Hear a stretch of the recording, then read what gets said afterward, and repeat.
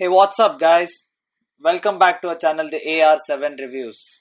We had dropped our last video, Dark Season 3 Explained, wherein I talked about major points giving an overview of the series finale. You can check out that video if you haven't. Link is in the description below. There are many videos about Dark Season 3 Explanation which basically discuss about the same things. So in this video, I will be talking about something interesting. Before we move on, make sure you subscribe to our channel if you haven't already. Also, if you are new to this channel, do check out our other interesting review and analysis videos. So let's start with the first question.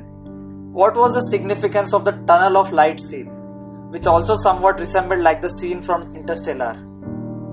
This scene can be considered as a major evidence in explaining why Jonas and parallel world Martha still exist and are still stuck in their loop. They see each other in the tunnel of light, and Martha recalls that moment from earlier in her life. So doesn't that mean that their journey to the tunnel of light has happened before and will always happen as a part of their loop? Well, answer to that is both yes as well as no.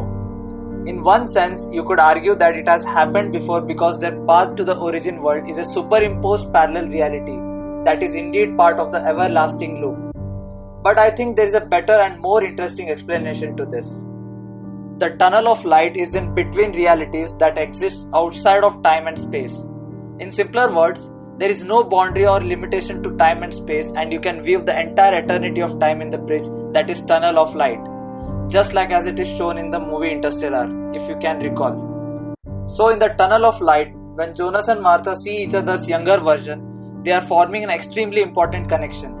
It is the seed for the deja vu that they will experience that inevitably draws them to each other. And because this seed is being planted outside of time and space, it is perhaps planted in every single possible reality, whether that's just the ones we know about or even more. Now let's go back to the ending of the show. In the origin world, Hannah wants to name her unborn son as Jonas. So some brand new form of our Jonas may yet be born into the origin world after all. That means a brand new form of Martha might also be born in the origin world. It's a nice thought to imagine that their seeds of deja vu planted in all realities might still bring them together. So that brings us to our next question, that is, why did it have to be Jonas and Martha who saved the Thanos family? Why couldn't Claudia just have done it herself? As we know, she was the one who figured out about the third origin world, right? The logical explanation at this point seems to be majorly based on the part which I just explained, that Jonas and Martha needed to plant their timeless seed of deja vu in the tunnel of light, which plays an important role in their loops in the realities of their worlds. Sounds like a decent answer, isn't it?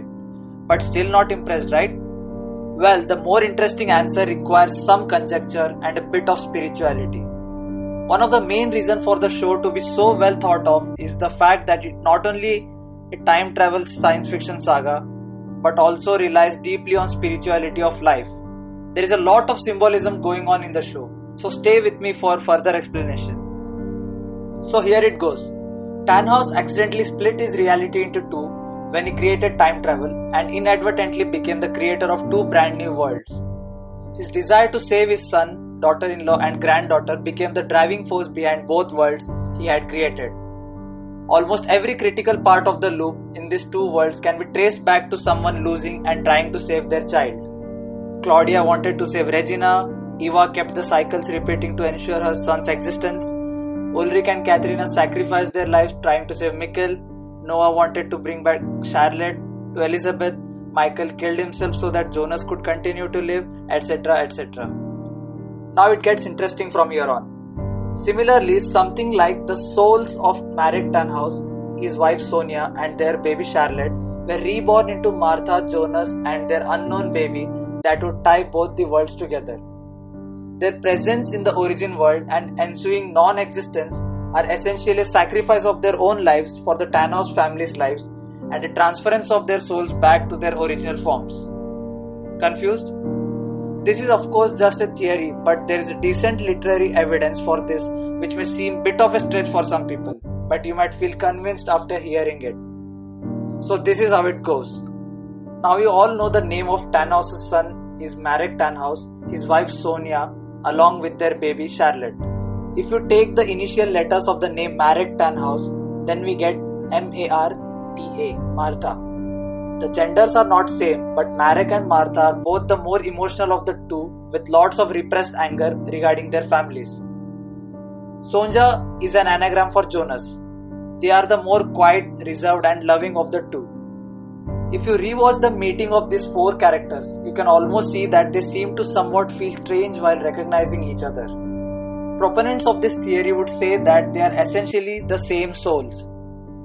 Also, if we quote Noah from the previous seasons, he says, "How can something be created out of nothing?"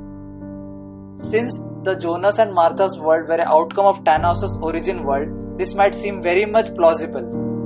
The souls of Marek and Sonia are Jonas and Martha's in the two worlds, and we are witnessing the transfer of those souls back to their original forms, that is from Jonas Martha to Marek and Sonia, so that they can live on in the fixed origin world. Interesting, isn't it? This reminds me of the quote from Interstellar said by Annie Hathaway's character Dr. Brand, that is, "Love is the one thing we are capable of perceiving that transcends dimensions of time and space." So apt, right? This dialogue very well suits to the interdimensional relation between Jonas and Martha. So moving on to our next question, that is, the final conversation between Claudia and Adam about the origin world. Is it really happening for the first time? So, according to quantum realities coexisting at the same time, Claudia's talk with Adam at the end always both happens and does not happen at the same time, even though she thinks it is the first time. But outcome of the scenario when it happens is Jonas and parallel world Martha go and untie the knot and their worlds are inevitably destroyed. So the main question is, how does the Claudia-Adam conversation always happen then? Their worlds would have been destroyed after the first iteration of the loop, wouldn't it? Now if you rewatch Claudia's explanation in the ending, you will see that she mentions the fact that she has been eternally stuck in the unchanging loop just like everyone else. The only explanation lies in quantum superposition. In her 33 years figuring it out, Claudia always learns about Eva's loophole. She always exploits it for herself and always has the final conversation with Adam, even though from her perspective she would think it was the first time. Similarly, she also always doesn't have the conversation with Adam thanks to her other reality. One reality leads to Jonas and Martha going to the origin world, the other leads to the infinite knot. Both things happen and have always happened this way. Also, the answer to this question lies in the observer effect. This observer effect was explained by Tannhaus at the start of 7th episode in season 3. Until we witness Jonas and Martha untying the knot, all the quantum possibilities are entangled and coexisting. Once we reach the end of the show, we force the possibilities to collapse into one reality of the ending. So it's all a matter of perspective.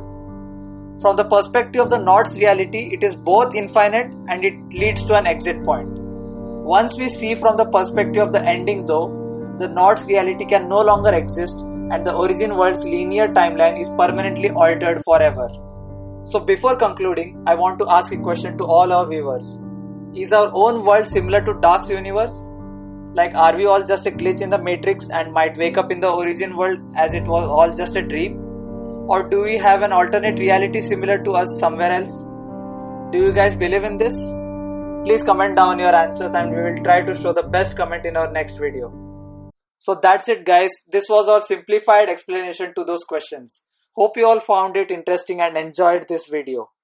If you liked this video, please give a thumbs up by hitting the like button and share this video as much as possible among your friends, especially the Dark fans. We will be coming up with more such interesting questions answered and a lot more insights about Dark in the coming videos. So please subscribe and hit the bell icon to get notified whenever we post a video. Thanks again for watching. See you next time. Until then, stay safe, keep supporting. Peace out.